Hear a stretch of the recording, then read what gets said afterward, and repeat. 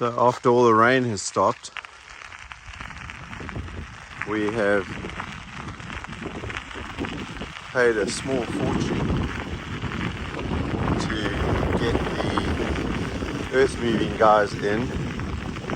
to come and redo the drains above the loop paddocks because the water wasn't draining as well as it should have.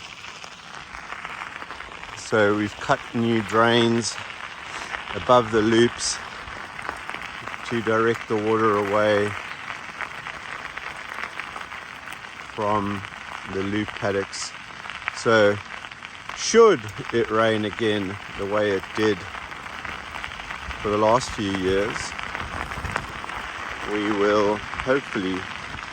be in a better position